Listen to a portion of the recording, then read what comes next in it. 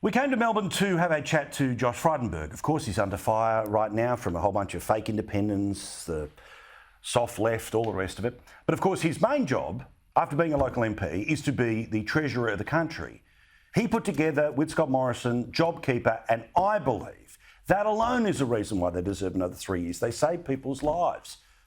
I'll tell you a story about somebody who was impacted by that decision in a second. But first, here's Josh Frydenberg talking about the fork in the road and the economic consequences of each way Albo in charge. Don't look at what Anthony Albanese says, look what Anthony Albanese does. His whole career, he has championed higher taxes. Death duties, carbon tax, mining tax, congestion tax, higher superannuation taxes, family business taxes, higher income taxes, and don't forget the housing tax and the retirees tax, all of which he said Labor had a strong mandate for. Now, he's tried to roll himself into a small ball and avoid that level of scrutiny and say, oh, we'll just be like the coalition. Well, hang on, that's never what you've been like. You've never been like the coalition, and we know you're going to run higher deficits here. You've even admitted that, and you've got heaps of additional spending commitments and aspirations, and then you're going to deliver a budget after the election. Well, what's in that budget? Australians deserve to know what's in that budget before the election, not after it. So I think people can be very, very nervous about the prospect of a Labor government. I say every night, would you bet your house on Albo? Because the truth is, by their own stated policy, not a talking point, it's their own stated policy, they're going to spend $70 billion more over 4 years than the current government.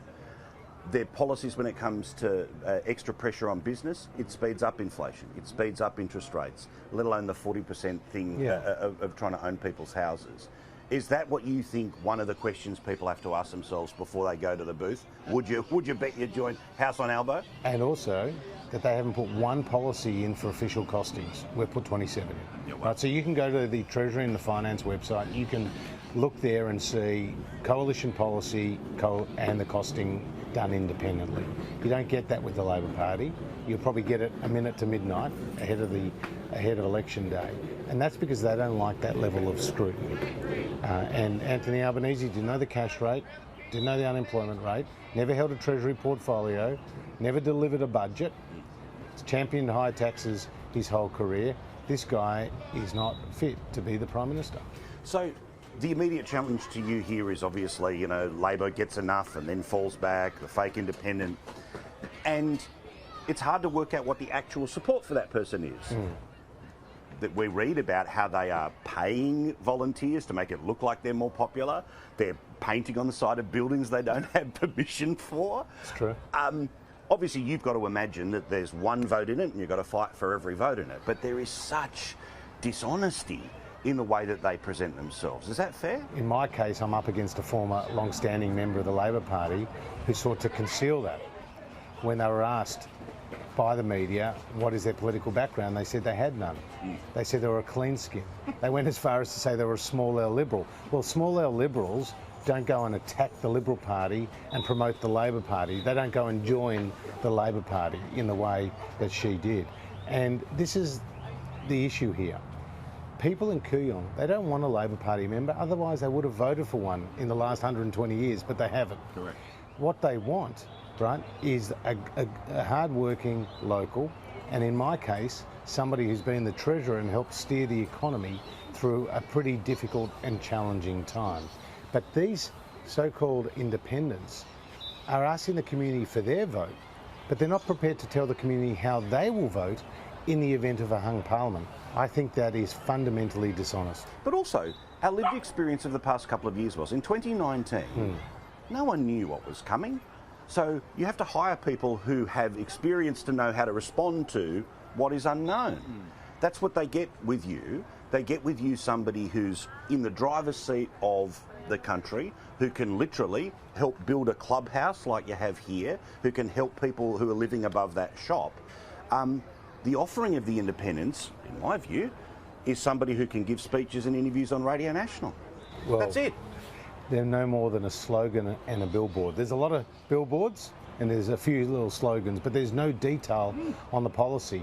When I debated Monique Ryan on Sky, she confessed that they had no tax policy. no defence and national security policy, no costings behind their singular policy, which is an emissions reduction target of 60%. In fact, when Neil Mitchell asked her the question, what is the cost of your policy? Her reply was, that's an unreasonable question. I don't think it's unreasonable to tell the community whose vote you're seeking what is the cost of your policy. This is it. And so, I mean, my final question about the fake independents, because, look, again, I think it's well established what they're really about. I love Bronwyn Bishop's Simon Says party line. I think it's fantastic. But again, you know, John Anderson, former Deputy PM, was on the show a couple of weeks ago. Great man. And he says, look, these are people who would read every word of a mobile phone contract, who seemingly want to hire somebody who, unless it's a hung parliament, have no role in the process. If they vote for you, they've got somebody in a decision-making position, not an advocacy position, a decision-making position. So if you want outcomes, vote for the person who can actually deliver one, rather than just, you know, get your head nodding at a dinner party. Well, you know, Scott Morrison likes to tell the story about Anthony Albanese failing a job interview because he doesn't know the cash rate, doesn't know the unemployment rate, you know, barely has a plan. Well, these so-called independents, they wouldn't even get the interview to start with because they don't have enough of a CV to actually get them in the door, other than what they've done before going into attempted politics, rather than what they're saying when they're running for office, the detail of the consequences of what they're proposing. Good luck, and honestly, thank you for what you've done for the country, and I look forward to what you're going to do for the country. Thanks, Paul. Good on you, mate. He's a good man. Two blokes hanging out in Melbourne this Saturday ahead of Democracy Sausages next Saturday.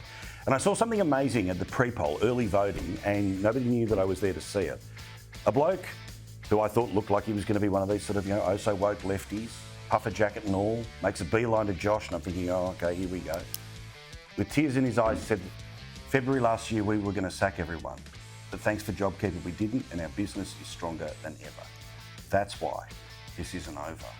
No matter what the media tells you, all day, every day, nothing is inevitable. You are in charge. Let's delay their revolution for 3 years.